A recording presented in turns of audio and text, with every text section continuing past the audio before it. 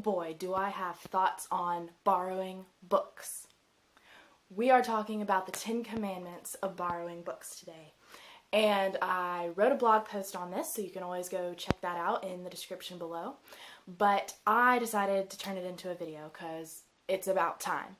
So, I have lots of feelings about borrowing books, and I hope that you bookworms will agree. And if you are new to the world of books, if you're a novice, I hope that you will take notes and not commit any of these book crimes. So, the first commandment is thou shalt not read any other books before me, which means when you borrow a book from a friend or from the library, that is the book that you read first. And I have not been following this with the one book I'm borrowing from a friend right now. I've had it for months, and I have broken this rule. So, in the spirit of getting it back to the lender in a timely manner, read the books that you got from various sources, because I get books from all different kinds of people. So, let's say I got one from my cousin, and then a few weeks later I got one from this friend. I have to read the one from my cousin, and then I have to read the one from the friend.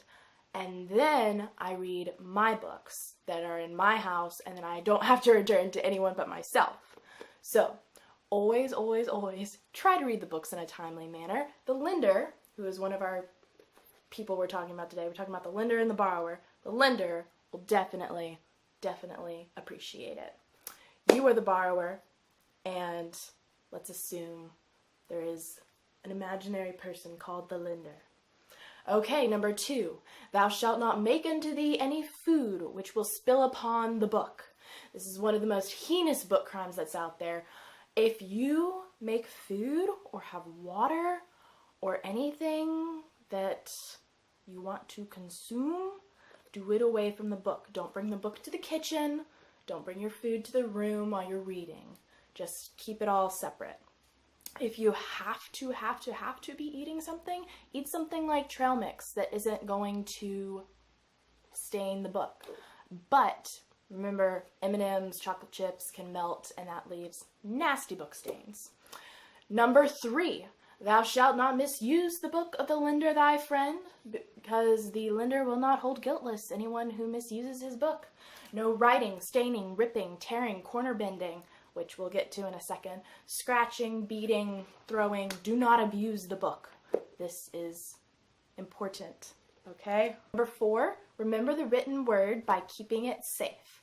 Keep it off the floors, indoors, away from animals and small children.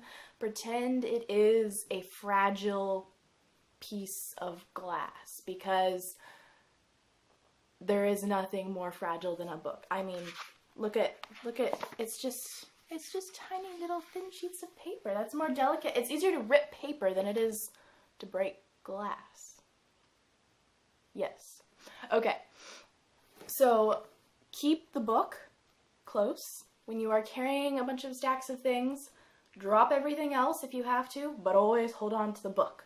The book is important. It's the most important thing you're carrying. So you always hold it tightly, firmly, safely, and make sure that it is returned to the lender in the original condition. Now, number 5, honor thy book and thy jacket, that thy days may be long within the hard covers which the lender thy friend giveth thee.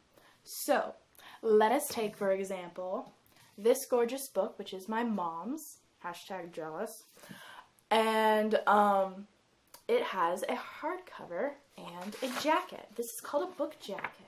For you who don't know, this is the book's jacket. I'm not talking about the jacket that you throw on when you're cold. So, you will respect the jacket. You will either take the jacket off and set it in a safe place if you're worried that you might bend it, or you will keep it on the book and protect the book that way. But either way, don't just throw away the jacket of your friend's book. Whew, that would be bad. Just protect the jacket and protect the book, and you're good. Alright, number 6. Thou shalt not stab. No matter how bad a book is, no matter how angry you get at one of the characters, you shall not take out any violence on the book. No throwing it out windows, no beating it up.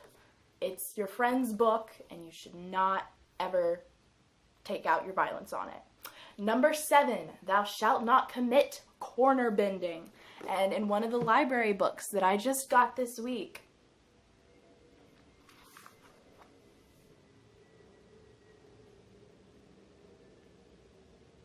that is the saddest thing I have ever seen. So, if you ever find a book with a corner, all you have to do is turn it back up. And don't be the one who's bending corners. That is not how you keep track of your pages. There are these little things called bookmarks, and they are in abundance. Like, literally anything that's a piece of paper can be a bookmark. Or if you want to get fancy, you can have like a nice bookmark like leather or a little book dart or something. But don't ever mark the page you're reading with corners.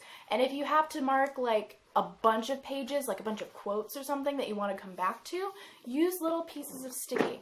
I tear up stickies now, as of like recently. And so I just have a little stack of tiny stickies that I tore up into little strips. And you just stick that in the front of the book that you're currently reading.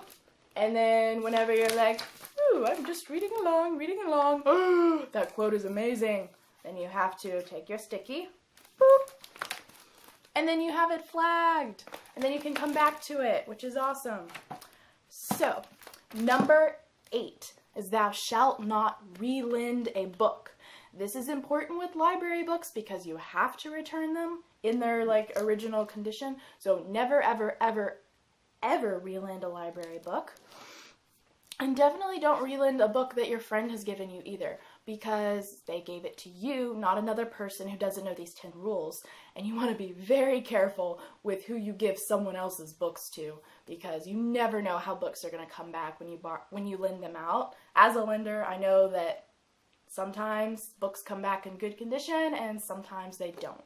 So always, always, always, when you receive a book from a lender, read it and give it back to them.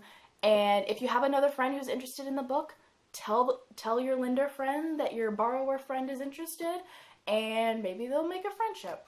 Or just tell them to get it from the library or something. If you have someone who wants to read a book that much, they can find it somewhere else. They don't have to borrow it from your other friend. Number 9.